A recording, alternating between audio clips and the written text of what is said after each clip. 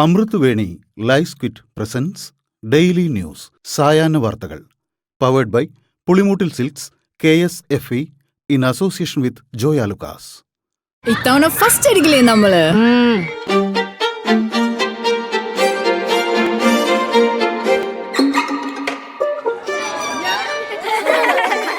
കുട്ടികൾക്കൊക്കെ പെയിൻ ശല്യം ഉണ്ടാകും. അതുകൊണ്ട് ലൈസ് കിറ്റ് ഉപയോഗിച്ച് ക്ലാസ്സിൽ വരാൻ പ്രത്യേക ശ്രദ്ധിക്കണം. ലൈസ് കിറ്റ് ലൈസ് റിമൂവർ പെയിൻ ശല്യത്തിൽ നിന്നും ഉടനടി ആശ്വാസം. നമസ്കാരം, ഞാൻ പ്രവീജ വിനീത്. ഡെയിലി ന്യൂസിന്റെ സായന്ന വാർത്തകളിലേക്ക് സ്വാഗതം. ഇന്ന് ജൂൺ 18 ബുധനാഴ്ച. 3000 രൂപ നൽകിയാൽ ഒരു വർഷം ടോൾ ഫ്രീ യാത്ര. രാജ്യത്തെ ഹൈവേ യാത്രികർക്കായി 3000 രൂപയുടെ ഫാസ്ടാഗ് വാർഷിക പാസ് എന്ന വമ്പൻ പ്രഖ്യാപനവുമായി കേന്ദ്ര റോഡ് ഹൈവേ ഗതാഗത മന്ത്രി നിതിൻ ഗഡ്കരി. ഈ പാസ് 2025 ഓഗസ്റ്റ് 15 മുതൽ പ്രാബല്യത്തിൽ വരുമെന്ന് അദ്ദേഹം വ്യക്തമാക്കി. 3000 രൂപ വിലയുള്ള ഫാസ്ടാഗ് അധിഷ്ഠിത വാർഷിക പാസാണ് സർക്കാർ അവതരിപ്പിക്കുന്നതെന്ന് മന്ത്രി ഒരു എക്സ് പോസ്റ്റിൽ പറഞ്ഞു. RSS സഹകരണം സംബന്ധിച്ച MV ഗോവിന്ദന്റെ പ്രസ്താവനയിൽ പ്രതികരിച്ച് പ്രതിപക്ഷ നേതാവ് VD സതീശൻ CPM-നെ നിലമ്പൂർ ഫലത്തിൽ വെപ്രാളമാണെന്നും പ്രണയാർദ്രമായ ഓർമ്മപ്പെടുത്തലാണ് MV ഗോവിന്ദൻ നടത്തിയതെന്നും സതീശൻ പറഞ്ഞു. ജനതാ പാർട്ടിയുമായി മാത്രമല്ല BJP-യുമായും CPM കൂട്ടുകൂടിയിരുന്നുവെന്നും ഇടത് കൈയിൽ PDP, വലത് ഭാഗത്ത് പേരൂർക്കടയിലെ സ്വാമി, അങ്ങനെയാണ് CPM എന്നും എത്ര കാപ്പട്യമാണ് CPM-നെന്നും അദ്ദേഹം പരിഹസിച്ചു. RSS ധാരണ സംബന്ധിച്ച CPM സംസ്ഥാന സെക്രട്ടറി MV ഗോവിന്ദന്റെ പ്രസ്താവനയോട് പ്രതികരിച്ച് UDF കൺവീനർ അടൂർ പ്രകാശ് പഴയ കാര്യങ്ങളാണ് പുറത്തുവരുന്നതെന്നും നിലമ്പൂരിലും CPM BJP-യുമായി ധാരണ ഉണ്ടാക്കിയിട്ടുണ്ടെന്നും MV ഗോവിന്ദൻ എന്തുകൊണ്ടാണ് ഇങ്ങനെ പറഞ്ഞതെന്ന് ജനം വിലയിരുത്തട്ടെയെന്നും തുറന്നു പറഞ്ഞതിൽ നന്ദിയുണ്ടെന്നും എന്നാൽ നിലമ്പൂരിലെ കോൺഗ്രസിന്റെ വിജയത്തിനെ ഇതൊന്നും ബാധിക്കില്ലെന്നും അടൂർ പ്രകാശ് പറഞ്ഞു. MV ഗോവിന്ദന്റെ RSS-യുമായി ബന്ധപ്പെട്ടുള്ള വിവാദ പരാമർശങ്ങളിൽ പ്രതികരണവുമായി കോൺഗ്രസ് നേതാവ് സന്ദീപ് വാര്യർ. MV ഗോവിന്ദൻ പറഞ്ഞത് അർദ്ധസത്യമാണെന്ന് സന്ദീപ് വാര്യർ പ്രതികരിച്ചു. ഇന്ത്യൻ രാഷ്ട്രീയത്തിന്റെ പല ദശാസന്ധികളിലും CPM RSS-യുമായി സഖ്യം ചേർന്നുവെന്നും തൃശൂർ തെരഞ്ഞെടുപ്പിലടക്കം RSS CPM ബന്ധം പൊതുസമൂഹത്തിന് മനസ്സിലായതാണെന്നും സന്ദീപ് വാര്യർ പ്രതികരിച്ചു. CPM നേതാക്കൾ ഇതുവരെ മൂടിവെക്കാൻ ശ്രമിച്ച സത്യമാണ് ഗോവിന്ദൻ മാഷ് അറിയാതെ പറഞ്ഞുപോയതെന്ന് KPCC അധ്യക്ഷൻ സണ്ണി ജോസഫ്. CPM-നെ പല ഘട്ടങ്ങളിലും നയിച്ചിട്ടുള്ള രാഷ്ട്രീയ ചിന്ത അന്ധമായ കോൺഗ്രസ് വിരോധമാണെന്നും കോൺഗ്രസിനെ എതിർക്കാൻ CPM RSS-യുമായി രഹസ്യവും പരസ്യവുമായ ബന്ധങ്ങൾ സ്ഥാപിച്ചിട്ടുണ്ടെന്നും സണ്ണി ജോസഫ് പറഞ്ഞു. നിലമ്പൂർ ഉപതെരഞ്ഞെടുപ്പിന് മുൻപ് അവസാനമായി RSS-ന്റെ വാതിലിൽ ഒരു കോളിംഗ് ബെൽ അടിച്ചു നോക്കുകയാണ് MV ഗോവിന്ദനെന്ന് ഷാഫി പറമ്പിൽ പറഞ്ഞു. അതുകൊണ്ടൊന്നും UDF സ്ഥാനാർത്ഥിയെ തോൽപ്പിക്കാൻ CPM-ന് ആകില്ല. പ്രസ്താവന വിവാദമാകില്ലേ എന്ന് അഭിമുഖകാരൻ ചോദിക്കുമ്പോഴും അതിൽ ഉറച്ചു നിൽക്കുകയാണ് MV ഗോവിന്ദൻ ചെയ്തത്. പണ്ട് അന്തർധാര എന്ന് പറഞ്ഞതിനെ ഇപ്പോൾ പരസ്യമാക്കി എന്നും ഷാഫി പറമ്പിൽ പരിഹസിച്ചു. ആത്മാർത്ഥതയുള്ള സഖാക്കൾ ഇതിനെതിരെ വോട്ട് ചെയ്യണമെന്നും അദ്ദേഹം പറഞ്ഞു. അനിവാര്യഘട്ടത്തിൽ RSS-യുമായി ചേർന്നിട്ടുണ്ടെന്ന CPM സംസ്ഥാന സെക്രട്ടറി MV ഗോവിന്ദന്റെ പരാമർശത്തിൽ പ്രതികരണവുമായി നിലമ്പൂർ ഉപതെരഞ്ഞെടുപ്പിലെ LDF സ്ഥാനാർത്ഥി M സ്വരാജ്. പരാമർശത്തെക്കുറിച്ച് അഭിമുഖം കണ്ടതിനു ശേഷം മാത്രമേ പറയാൻ സാധിക്കൂ എന്ന് അദ്ദേഹം പറഞ്ഞു. CPM അനിവാര്യഘട്ടത്തിൽ RSS-യുമായി ചേർന്നിട്ടുണ്ട് എന്ന പരാമർശത്തിൽ മലക്കം മറിഞ്ഞ് സംസ്ഥാന സെക്രട്ടറി MV ഗോവിന്ദൻ പറഞ്ഞത് 50 വർഷം മുമ്പുള്ള കാര്യമാണെന്നും രാഷ്ട്രീയ മാറ്റത്തെക്കുറിച്ച് പറഞ്ഞപ്പോൾ ചൂണ്ടിക്കാണിച്ച ഉദാഹരണമാണിതെന്നും അദ്ദേഹം പറഞ്ഞു. RSS-യുമായി അന്നും ഇന്നും എന്നും ബന്ധമുണ്ടാകില്ലെന്നും ചരിത്രത്തെ ചരിത്രത്തിന്റെ ഭാഗമായി തന്നെ പഠിക്കണമെന്നും അദ്ദേഹം വാർത്താസമ്മേളനത്തിൽ പറഞ്ഞു. കേന്ദ്രം ആവശ്യപ്പെട്ട പ്രകാരം DGP യോഗേഷ് ഗുപ്തയുടെ ക്ലിയറൻസ് സർട്ടിഫിക്കറ്റ് തയ്യാറായി. പൊതുഭരണ ആഭ്യന്തര വകുപ്പ് സെക്രട്ടറിമാർ അംഗീകരിച്ച റിപ്പോർട്ട് മുഖ്യമന്ത്രിയുടെ ഓഫീസിലെത്തി. അദ്ദേഹം ഒപ്പിട്ടാൽ അത് കേന്ദ്രത്തിന് കൈമാറും. യോഗേഷ് ഗുപ്തയുടെ ക്ലിയറൻസ് സർട്ടിഫിക്കറ്റ് വൈകുന്നത് ചർച്ചയായതിനു പിന്നാലെ കേന്ദ്ര ആഭ്യന്തര മന്ത്രാലയം അധികൃതർ യോഗേഷ് ഗുപ്തയെ ബന്ധപ്പെട്ടതായും സൂചനയുണ്ട്.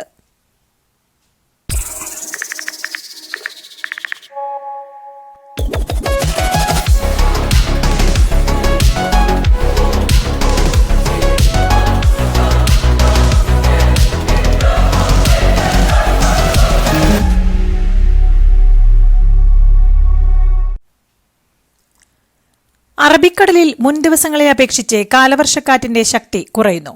ഇനിയുള്ള 4 ദിവസങ്ങൾ കൂടി കാലവർഷ മഴ ഇടവേളകളോടെ തുടരും. കഴിഞ്ഞ ദിവസങ്ങളിൽ നിന്നും മഴയുടെ തീവ്രത കുറയുമെന്ന് കാലാവസ്ഥാ നിരീക്ഷകരുടെ വിലയിരുത്തൽ. വടക്കൻ ജില്ലകളിൽ പൊതുവെയും കാസർഗോഡ്, കണ്ണൂർ ജില്ലകളിൽ പ്രത്യേകിച്ചും മഴ സാധ്യത കൂടുതലാകുമെന്നാണ് പ്രവചനം. മഴക്കാല മുന്നൊരുക്കത്തിന്റെ ഭാഗമായി റോഡരികിൽ നിന്നും വെട്ടിയ മരത്തടികൾ നീക്കം ചെയ്യാതെ കിടന്നതോടെ വേറിട്ട പ്രതിഷേധവുമായി പഞ്ചായത്ത് പ്രസിഡന്റ്. കാൽനട യാത്രക്കാരും സമീപത്തെ കടകളിലുള്ളവരും ഏറെ ബുദ്ധിമുട്ടിലായതോടെ ആലിപ്പറമ്പ് പഞ്ചായത്ത് പ്രസിഡന്റ് KT അഫ്സലിന്റെ നേതൃത്വത്തിൽ അസിസ്റ്റന്റ് എഞ്ചിനീയറുടെ ഓഫീസിന് മുന്നിൽ ഇവ കൊണ്ടുപോയി തള്ളുകയായിരുന്നു. ഇന്നലെയായിരുന്നു വേറിട്ട പ്രതിഷേധം നടന്നത്. കൊച്ചി തീരത്തിന് സമീപം അപകടത്തിൽപ്പെട്ട MSC എൽസ 3 കപ്പൽ ഉടമകൾക്ക് വീണ്ടും തിരിച്ചടി. കമ്പനിയുടെ ഒരു കപ്പൽ കൂടി തടഞ്ഞുവെക്കാൻ ഹൈക്കോടതി ഉത്തരവിട്ടു. MSC പോളോ 2 കപ്പലാണ് കസ്റ്റഡിയിലെടുത്തത്. 73.50 ലക്ഷം രൂപയും പലിശയും ഉൾപ്പെടെ കെട്ടിവെക്കാനാണ് ഹൈക്കോടതി ഉത്തരവ്. കൊളംബോയിൽ നിന്ന് വരുന്ന കപ്പൽ നാളെ വിഴിഞ്ഞത്തെത്തും. മനുഷ്യജീവന് അപകടം ഉണ്ടാക്കും വിധം ചരക്ക് കപ്പൽ കൈകാര്യം ചെയ്തു എന്ന നിലയിലാണ് കേസ് എടുത്തിട്ടുള്ളത്.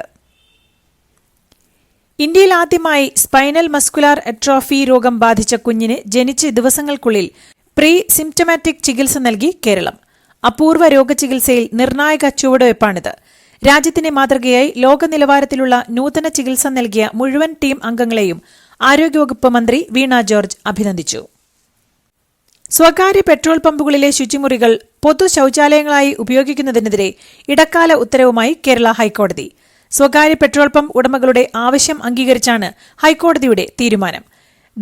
ഹ്രസ്വദൂര യാത്രകളിൽ പെട്രോൾ പമ്പുകളിലെ ശുചിമുറികൾ ഉപയോഗിക്കുന്ന നിരവധി പേർക്ക് ബാധകമാകുന്നതാണ് തീരുമാനം. Petroleum traders and legal service society നൽകിയ റിട്ട് ഹർജിയിലാണ് ജസ്റ്റിസ് CS ഡയസിന്റെ തീരുമാനം. കക്കയം ജലവൈദ്യുത പദ്ധതിയിലെ കനത്ത മഴയിൽ തകർന്ന പെൻസ്റ്റോക്ക് ഗിർഡറുകൾ പുനഃസ്ഥാപിച്ച് വൈദ്യുതി ഉൽപാദനം പൂർണ്ണമായി പുനരാരംഭിച്ചു. മെയ് 25-നുണ്ടായ കനത്ത മഴയിലാണ് കൂറ്റൻ പാറക്കല്ലുകൾ പെൻസ്റ്റോക്ക് പൈപ്പിനുമേൽ വീണതിനെ തുടർന്ന് റോക്കർ സപ്പോർട്ടുകളും 4 റിംഗ് ഗിർഡറുകളും തകർന്നത്. 129 ദിവസമായി സെക്രട്ടേറിയറ്റിന് മുന്നിൽ വേതന വർധന ആവശ്യപ്പെട്ട് സമരം നടത്തുന്ന ആശാവർക്കർമാരുടെ രാപ്പകൽ സമരയാത്ര ഇന്ന് തിരുവനന്തപുരത്ത് മഹാറാലിയോടെ സമാപിക്കും. കാസർഗോഡ് നിന്ന് ആരംഭിച്ച് തിരുവനന്തപുരം വരെ ആശാ സമരസമിതി നേതാവ് MA ബിന്ദു നയിച്ച യാത്രയാണ് സമാപിക്കുന്നത്. രാവിലെ PMG ജംഗ്ഷനിൽ നിന്ന് പ്രകടനമായി സെക്രട്ടേറിയറ്റ് പടിക്കൽ എത്തിച്ചേരുന്ന റാലി പ്രതിപക്ഷ നേതാവ് VD സതീശൻ ഉദ്ഘാടനം ചെയ്തു. ADGP MR അജിത് കുമാറിനെതിരെ വിജിലൻസ് അന്വേഷണം ആവശ്യപ്പെട്ട് സമർപ്പിച്ച ഹർജി ഇന്ന് പരിഗണിക്കും. തിരുവനന്തപുരം പ്രത്യേക വിജിലൻസ് കോടതിയിലാണ് ഹർജി പരിഗണിക്കുന്നത്. നേരത്തെ സർക്കാർ നിർദ്ദേശത്തെ തുടർന്ന് നടത്തിയ അന്വേഷണത്തിൽ ആരോപണത്തിൽ കഴമ്പില്ല എന്ന റിപ്പോർട്ടായിരുന്നു സമർപ്പിച്ചിരുന്നത്.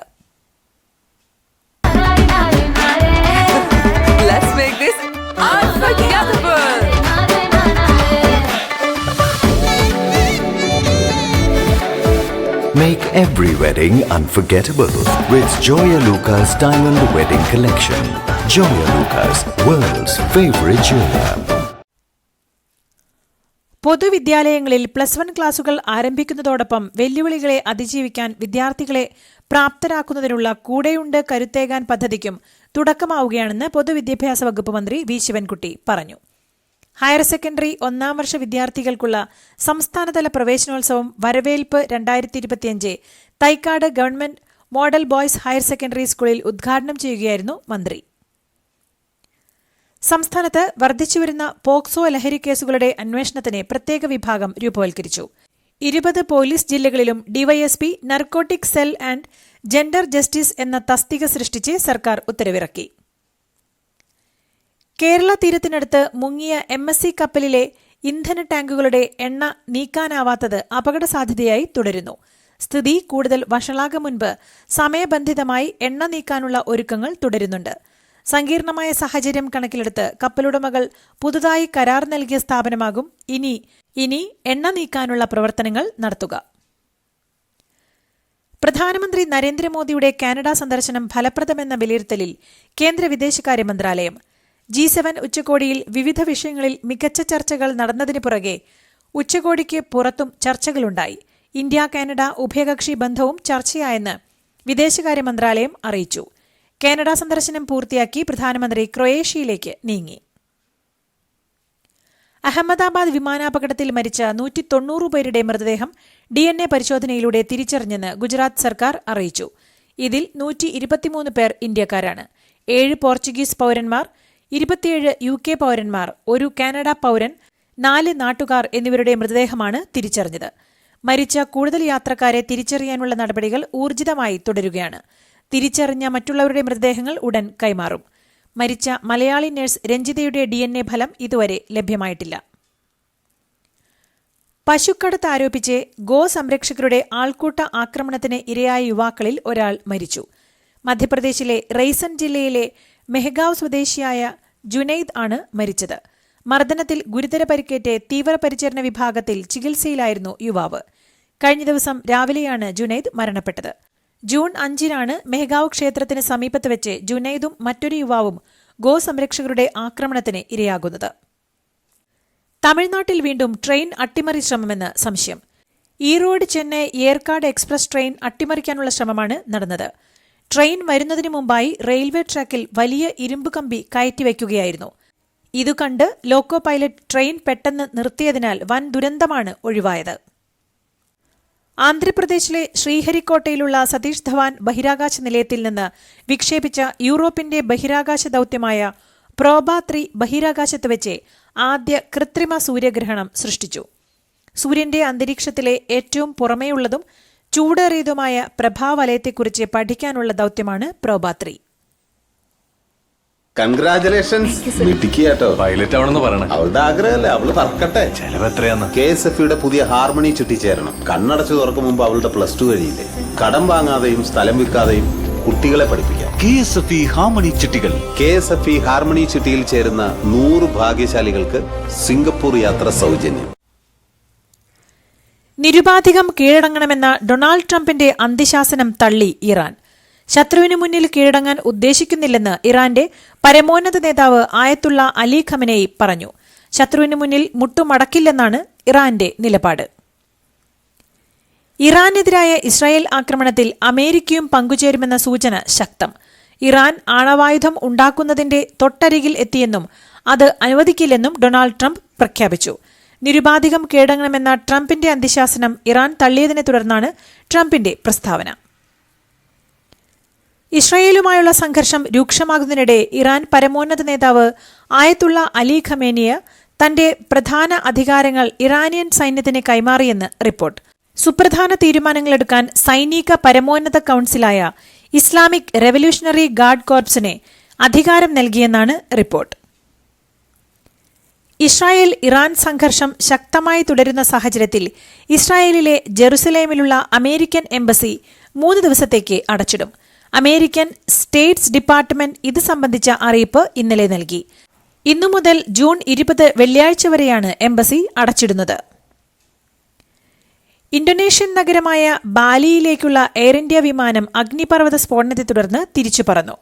ബുധനാഴ്ച ന്യൂഡൽഹിയിൽ നിന്ന് ബാലിയിലേക്ക് പുറപ്പെട്ട AI-2145 വിമാനമാണ് അഗ്നിപർവ്വത സ്ഫോടന വിവരം ലഭിച്ചതിനെ തുടർന്ന് യാത്ര പാതിവഴിയിൽ ഉപേക്ഷിച്ച് തിരികെ പറന്നത്. വിമാനം സുരക്ഷിതമായി ഡൽഹി വിമാനത്താവളത്തിൽ ലാൻഡ് ചെയ്തുവെന്നും തുടർന്ന് എല്ലാ യാത്രക്കാരെയും പുറത്തിറക്കിയെന്നും എയർ ഇന്ത്യ അറിയിച്ചു. അമേരിക്കൻ സൈനിക പരേഡിൽ പങ്കെടുക്കാൻ ക്ഷണിച്ചുവെന്ന റിപ്പോർട്ട് US വൈറ്റ് ഹൌസ് തള്ളിയതിന് പിന്നാലെ പാകിസ്ഥാൻ കരസേനാ മേധാവി ജനറൽ ആസിം മുനീറുമായി US പ്രസിഡന്റ് ഡൊണാൾഡ് ട്രംപ് കൂടിക്കാഴ്ച നടത്തുമെന്ന് റിപ്പോർട്ട്.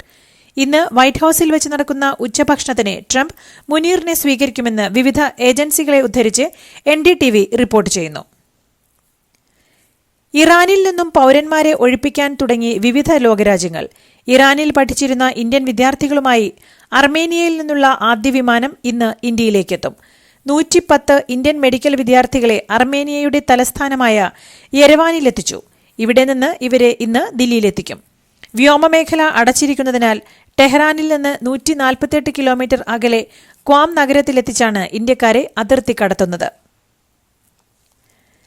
ഇറാൻ ഇസ്രായേൽ സംഘർഷം 6ാം ദിവസത്തേക്ക് നീങ്ങുന്നതിനിടെ യുദ്ധകാഹളം മുഴക്കി ഇറാന്റെ പരമോന്നത നേതാവ് ആയത്തുള്ള അലി ഖമേനി. യുദ്ധം ആരംഭിക്കുന്നു എന്നായിരുന്നു ആയത്തുള്ള അലി ഖമേനിയുടെ സാമൂഹിക മാധ്യമത്തിലെ കുറിപ്പ്. ഭീകരമായ സയനിസ്റ്റ് സമൂഹത്തിന് ശക്തമായ തിരിച്ചടി നൽകണമെന്നും സയനിസ്റ്റുകളോട് ഒരു ദയയും കാണിക്കില്ലെന്നും അദ്ദേഹം സാമൂഹിക മാധ്യമത്തിൽ കുറിച്ചു. ഇറാൻ നിരന്തരം മിസൈൽ ആക്രമണം തുടരുന്നതിനിടെ ഇസ്രായേലിന്റെ ഇന്റർസെപ്റ്റർ ദുർബലപ്പെടുന്നതായി റിപ്പോർട്ട്. ഇസ്രായേലിന് പ്രതിരോധ ആരോ ഇന്റർസെപ്റ്റുകൾ ഏകദേശം അവസാനിക്കാറായെന്നും ഇറാനിൽ നിന്നുള്ള ദീർഘദൂര ബാലിസ്റ്റിക് മിസൈലുകൾ പ്രതിരോധിക്കാനുള്ള ശേഷിയെ ഇത് ബാധിക്കുമെന്നും US ഉദ്യോഗസ്ഥരെ ഉദ്ധരിച്ച് വാൾസ്ട്രീറ്റ് ജേണൽ റിപ്പോർട്ട് ചെയ്യുന്നു. ഇതോടുകൂടി ഇന്നത്തെ ഡെയിലി ന്യൂസ് സായന്ന വാർത്തകൾ സമാപിക്കുന്നു. ഡെയിലി ന്യൂസിനു വേണ്ടി വാർത്തകൾ വായിച്ചത് പ്രവീജ വിനീത്.